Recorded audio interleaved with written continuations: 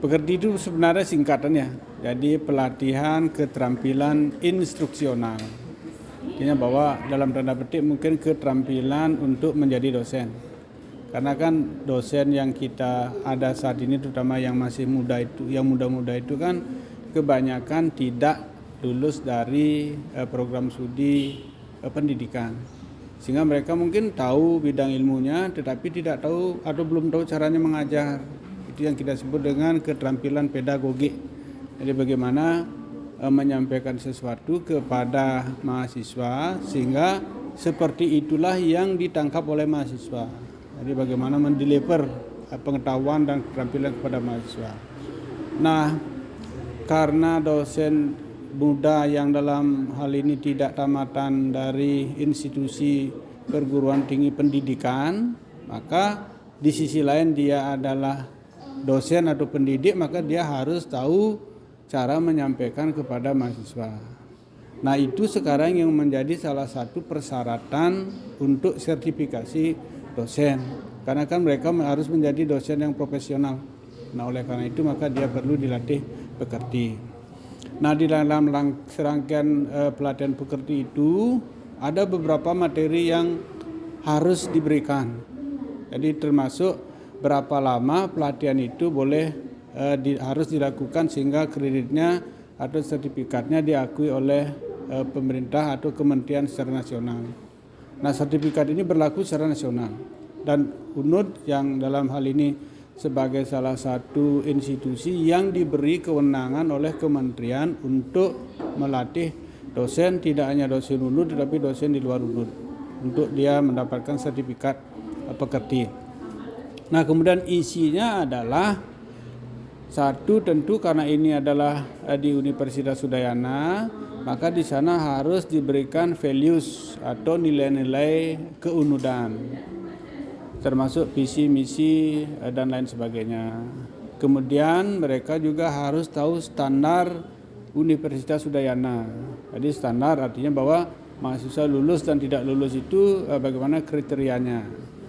Nah, kemudian setelah itu baru kita ke rencana pembelajaran. Jadi di dalam satu semester itu kan harus diberikan apa yang akan diajarkan oleh dosen, kemudian pengalaman belajar apa saja yang akan didapatkan oleh mahasiswa, sehingga setelah menyelesaikan perkuliahan dalam satu semester di mata kuliah yang diajarkan itu, mahasiswa mampu mencapai yang kita sebut dengan learning outcome atau capaian pembelajaran mata kuliah itu.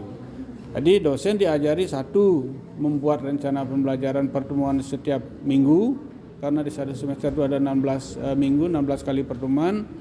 Kemudian bagaimana dosen melakukan penilaian. Jadi penilaian itu ada tata caranya. Kemudian setelah itu baru mahasiswa akan mencapai capaian pembelajaran seperti yang dijanjikan di mata kuliah itu. Nah, kemudian setelah caranya mengasih kuliah dan isi pembelajaran, yang lain adalah termasuk manajemen pembelajaran dan yang kita sebut etika dan manajemen pembelajaran. Jadi bagaimana dosen mengelola kelas, bagaimana dosen tidak boleh berkata kasar gitu kan dengan mahasiswanya. Misalkan dosennya kalau mahasiswanya bodoh, "Weh, kamu bodoh," gitu misalnya, nggak boleh. Jadi oleh karena itu diberikanlah pelajaran psikologi pembelajaran atau psikologi pendidikan, sehingga kita juga mengundang fasilitator yang berbasis psikologi. Jadi ada psikolog yang mengajar di pelatihan ini. Nah, setelah melakukan di kelas itu selama 5 hari 40 jam minimal, kemudian dia diberikan, setiap peserta diberikan tugas mandiri sebanyak 6 jenis tugas. Jadi termasuk membuat presentasi, termasuk membuat PowerPoint. Kemudian ada juga yang namanya micro teaching, jadi dia diberikan kesempatan untuk melatih mengajar. Misalkan kalau berada di dalam kelas, gimana sih para dosen yang baru ini melakukan proses memberikan perkuliahan.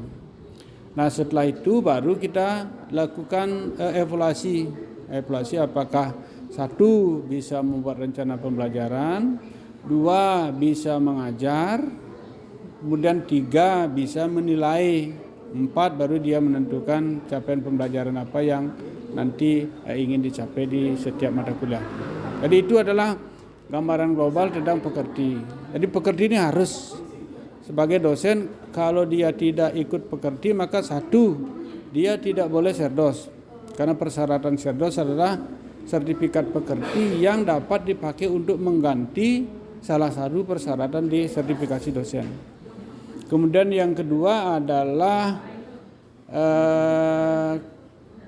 kesempatan untuk menjadi penanggung jawab mata kuliah. Jadi kalau dia tidak tahu pekerti maka dia tidak boleh menjadi PJMK, penanggung jawab mata kuliah. Yang dulu kita persyaratkan sebenarnya pekerti itu ada dua jenis pelatihan. Jadi pekerti dasar ya, mungkin yang kita sebut dengan pekerti saat ini. Kemudian ada namanya applied approach. Applied approach adalah dosen tidak hanya bisa mengajar tetapi juga bisa membuat kurikulum. Nah, itu jadi sehingga nanti sasarannya adalah kalau misalkan setelah kurikulum itu diberlakukan selama 2 atau sampai beberapa tahun, maka kurikulum harus dievaluasi. Nah, untuk bisa mengevaluasi kurikulum, maka dosen harus mengikuti pelatihan yang kita sebut dengan AA, Applied Approach. Nah, kalau pekerti itu untuk naik ke golongan 3C dulu, kemudian Applied Approach adalah untuk naik ke golongan berikutnya. Sehingga kita mempunyai standar internal bahwa setiap dosen itu bisa mengajar, tahu kurikulum, bisa merevisi kurikulum. Artinya bahwa apakah kurikulum itu sudah sesuai dengan apa yang diinginkan oleh pasar. Jadi kalau misalkan kita meluluskan ternyata tidak bisa diterima oleh pasar, maka kurikulum harus diubah. Nah, untuk mengubah itu perlu pelatihan yang kita sebut dengan pekerti dan AA. Itu kira-kira. Baik, cukup. Sukses semua, Prof. Ya.